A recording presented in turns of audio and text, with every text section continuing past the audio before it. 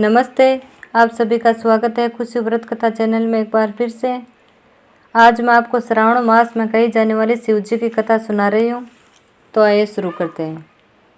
एक बहुत धनवान साहूकार था जिसके घर धन आदि किसी प्रकार की कमी नहीं थी, परंतु उसको एक दुख था कि उसके कोई पुत्र नहीं था।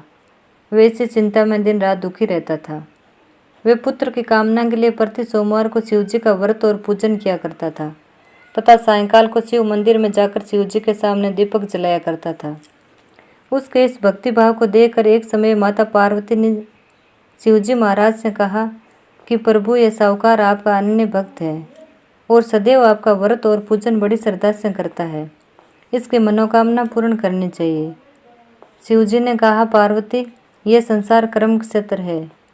किसान जैसा खेत में बीज बोता है वैसी फसल काटता है, उसी तरह इस संसार में जैसा कर्म करते हैं वैसा ही फल भोगते हैं।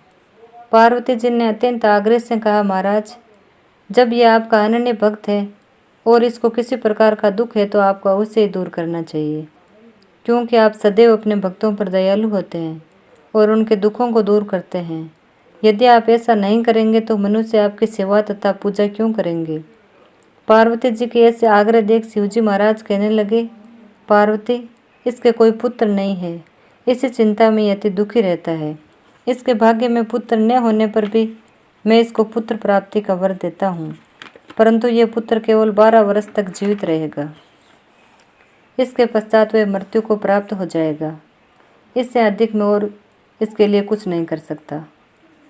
यह सब बातें साहूकार सुन रहा था। इससे उसको न कुछ प्रसन्नता हुई न ही कुछ दुख हुआ। वे पहले जैसे ही शिवजी महाराज का व्रत और पूजन करता रहा। कुछ समय व्यतीत हो जाने पर साहूकार की स्त्री गर्भवती हुई और 10वें महीने गर्भ से अति सुंदर पुत्र की प्राप्ति हुई।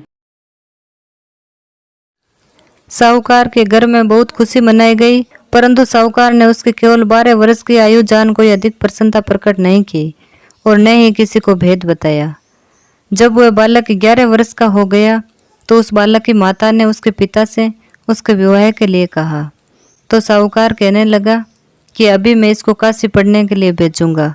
फिर साहूकार ने अपने साले को बुलाकर उसको बहुत सा धन देकर कहा, तुम इस बालक को काशी पढ़ने के लिए ले जाओ और रास्ते में जिस स्थान पर भी जाओ यज्ञ करते और ब्राह्मणों को भोजन कराते जाओ। वे दोनों मामा भांजे यज्ञ कराते और ब्राह्मणों को भोजन कराते जा रहे थे। रास्ते में उनको एक शहर पड़ा। उस शहर में राजा की कन्या का विवाह था और दूसरा राजा का लड़का जो विवाह कराने के लिए बारात लेकर आया था, वे एक आंख से काना था। उसके पिता को इस बात की बड़ी चिंता थी कि कहीं वर को देकर कन्या के माता पिता विवाह में किसी प्रकार की अड़चन पैदा नहीं करते।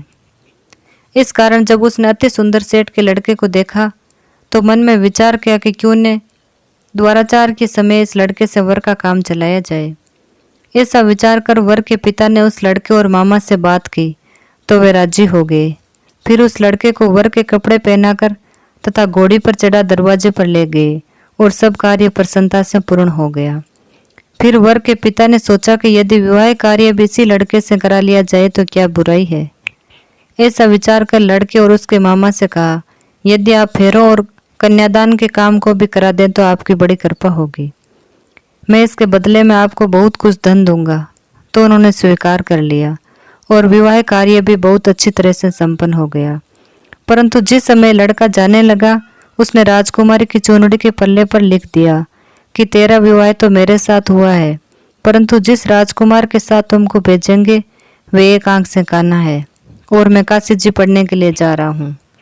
लड़के के जाने के पश्चात उस राजकुमारी ने जब अपनी चूनड़ी पर ऐसा लिखा हुआ पाया तो उसने राजकुमार के साथ जाने से मना कर दिया और कहा कि ये मेरा पति नहीं है, मेरा विवाह इसके साथ नहीं हुआ है, वे तो काशी जी पढ़ने गए हैं। राजकुमारी के माता पिता ने अपनी कन्या को विदा नहीं किया और बारात वापस चली गई। उधर सेठ का लड़का और उसका मामा काशी जी पहुंच गए। वहां जाकर उन्होंने यज्ञ करना और लड़के ने पढ़ना शुरू कर दिया। जब लड़के की आयु 12 साल की हो गई उस दिन उन्होंने यज्ञ रचा रखा था। लड़के ने अपने मामा से कहा, मामा जी, आज मेरी तबीयत कुछ ठीक नहीं है। मामा ने कहा, अंदर जाकर सो जाओ। लड़का अंदर जाकर सो गया और थोड़ी देर में उसके प्राण निकल गए। जब उसके मामा ने आकर देखा तो वह मुर्दा पड़ा है तो उसको बड़ा दुख हुआ।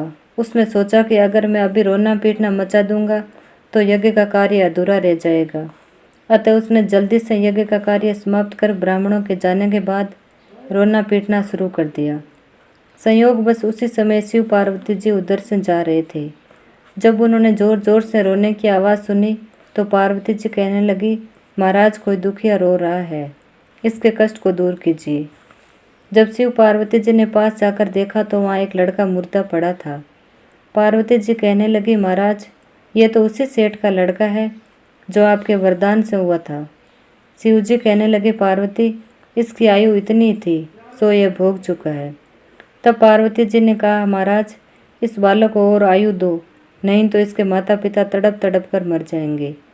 पार्वती जी के बार बार आग्रह करने पर शिव जी ने उसको जीवन दान दिया और शिव जी महाराज की कृपा से लड़का जीवित हो गया।